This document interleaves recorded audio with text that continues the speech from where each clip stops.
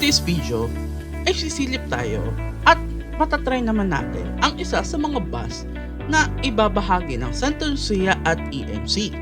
Actually, kahit medyo nagkaroon na ng pagkatanda ay sobrang ganda pa rin at maganda ang pagkakagawa nito kahit ibang company na ang nakahawak dito.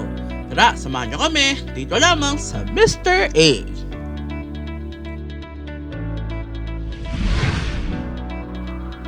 Actually, nandito lang naman tayo para makita natin ang bus ng EMC. Pero ito ay naka-operate under Santa Lucia Express. Tatry natin ang kanilang Kia na galing pa sa former company na Victory Liner upang malaman kung gaano nga ba ganda pa rin ito hanggang ngayon. Tara, let's review this one. So, ito yung ano natin, no? So, naman tayo ng ating driver. So, ito mga corona EMC 8. Ito yung ating ano. So, palatandaan lang natin ito, no? So, ito yung dating Victory Liner 1. Yan. Yan. Ito siya, 2x1, first class to. Napakaganda talaga dito. Ito yung feature niya, no? Yung upuan na yan. Ayan, complete yan. Upuan, charging port, at yung footless. Yun, no? Kung sumakto na talaga pa ako dito, eh. Siyempre yung aircon hindi mawawala. At siyempre yung CR. Ayan po. Kompleto na yan. Diba? So ito yung ating ride natin. So konting ano lang tayo. Konting picture lang muna. Kasi tumatakbo. Okay, so ito yung ano yung pindutan. At least itong mga lumang mga unit na to. Ayan. Mga lumang unit. Ito talaga siya. Ito yung pindutan kapag ano yung upuan. At ito naman ang pindutan kapag sa paa. Tingnan nyo po yung ito dito sa upuan. Ito yung nasa footrest. So tingnan nyo sa footrest. Diba? Papapansin po ninyo na nakababa. Pero pag inakit ko, diba? Ito sumakyan, diba? Okay, then, at syempre, hindi mawawala dyan yung charging port na nasa ibaba ng ito siya. Diba? Ayos. Basta yung dating yung Victory, yung front ng the bed. Ito. Yung diba? Ito sa lang na pagka-lagyan mo na.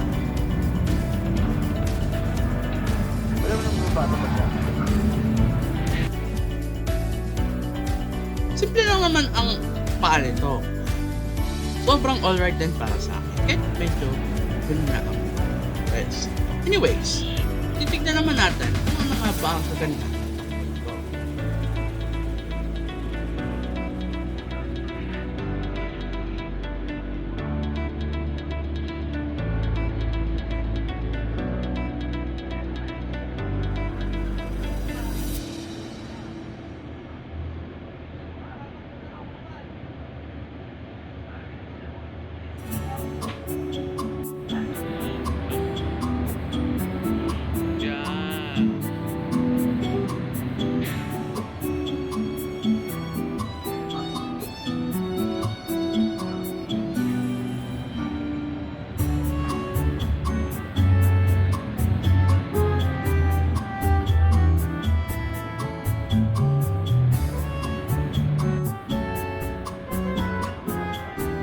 In this side, 2x1 seating configuration nito mula sa Victory Liner First Class bago palitan ng mga taco units.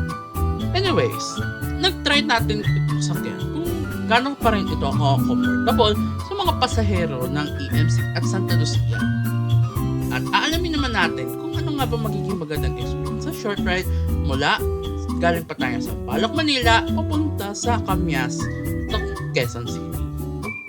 Anyways, umalis na tayo sa terminal at pupunta na tayo sa Kamuning Terminal at doon sa terminal ng Jackliner para magpasakay ng mga pasahero. Habang binaybay ito at napaka-smooth pa rin ang takbo from far and end.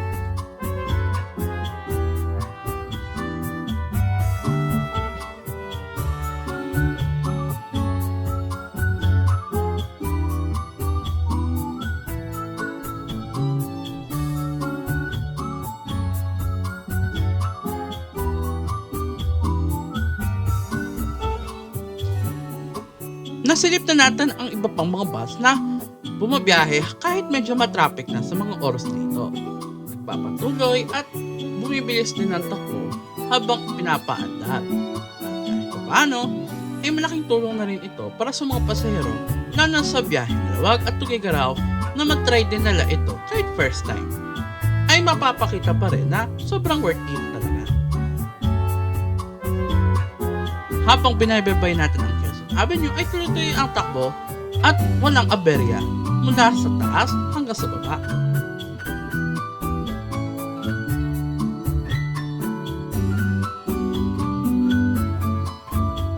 Pagbaba natin sa tunnel na ito ay aakyat tayo para makaliko tayo papunta sa Delta. Ito ay bahagi pa rin tayo ng Quezon Avenue.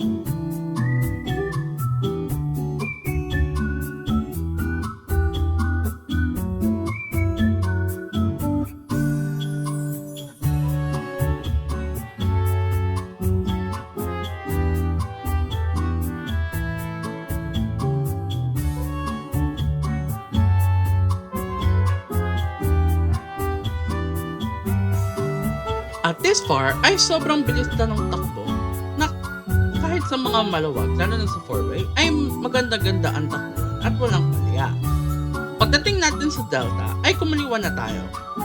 At kumanan ay dahil tutungo tayo para makadaan sa Tomas Morato at paliko papunta sa Kamyas at Kamuning. Pagdating natin sa Delta ay sobrang traffic ng kabilang side pero ang papuntang Kamuning ay dire-diretso pa rin.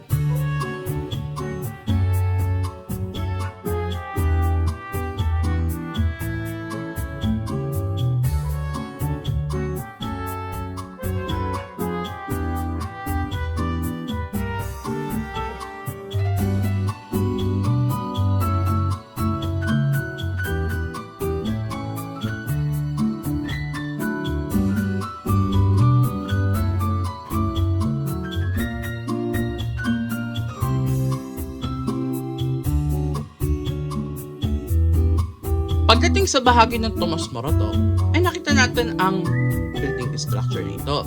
Kilala ito sa pagtingin at pagkilala sa daan nito. Diba? Ang ganda ng rotonda eh. Anyways, balik tayo sa ating point of view dahil malapit na tayo makatawid papunta sa GMA Kamuning. Actually, ilang silay lang ito at matatawiran na natin.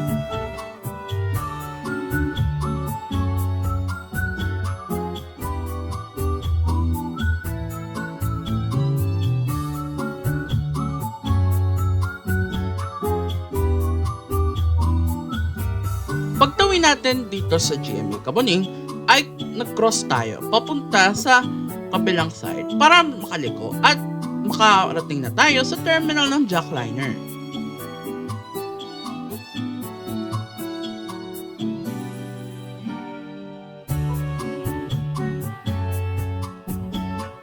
Pagdating sa Magalang Street ay medyo naka-experience na tayo ng medyo magbabagal sa daloy ng trapiko. Pero despite of that ay sobrang normal pa rin ang takbo at hindi sobrang nakapekto sa ating pagdaan.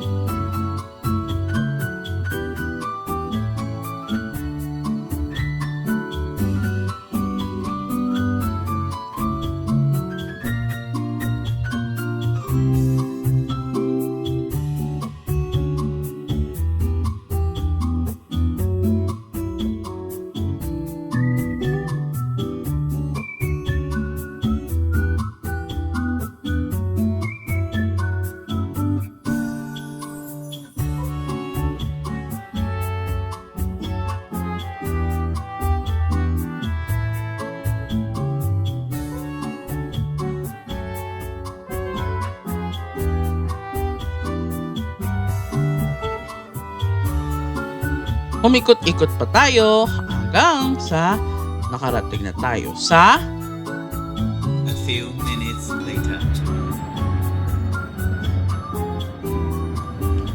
actually nag-ikot-ikot-ikot talaga tayo bago pa tayo makarating ng Kamyas. Pero despite of that ay hindi naman naging sobrang traffic at madali rin agad ito nakabalik. Pero anyways, bibigyan ko na kayo ng kaunting review kung ano nga bang naging experience. Kung kaya ba ito kaganda kahit medyo luma na at kung worth it ba ito sakyan. Well, i-review ko sa inyo. Ang kanilang unit na naman ay dating Victoryliner, so sobrang function pa at maganda pa ang pagkakagawa. Kaya lahat ng mga pagkakataon ay nakita na natin na sobrang worth it pa rin.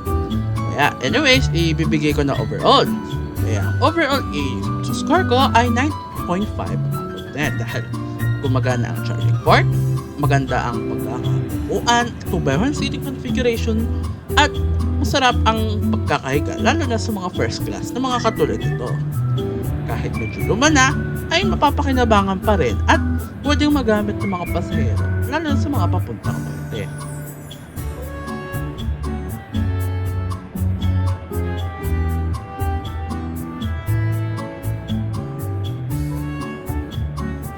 Nagbebay pa tayo sa daan ng mga ilang minuto at habang tayo bago lumiko, A few moments later. Ito yung ating ride. makalipas ang mahigit kalahating minuto ay narating na natin ang Communes Terminal ng Jakarta. Ocho. Diyan, magpaparada at magpapasakay ng mga pasahero papunta sa Tuguegarao, Makayan at Gataran. Ito nga pala ay first class, kaya para sa mga hindi pa nakakaalam, ito ay first class dahil ginamit ito ng Victoryliner nung una. Anyways, thank you pala sa mga staff and crew ng EMC LPS number 8 para sa safe na pag-enjoy at ma-discover ito. Dahil sa mga features nito ay sobrang nagandahan din ako. Nag-enjoy din ako. At para sa iba pa mga detalye at mga videos na nito ay follow nyo na ang ating mga social media para maging updated tayo sa mga susunod na ganap. Maraming salamat sa inyong panonood, and this is Mr. A. Your bus is life.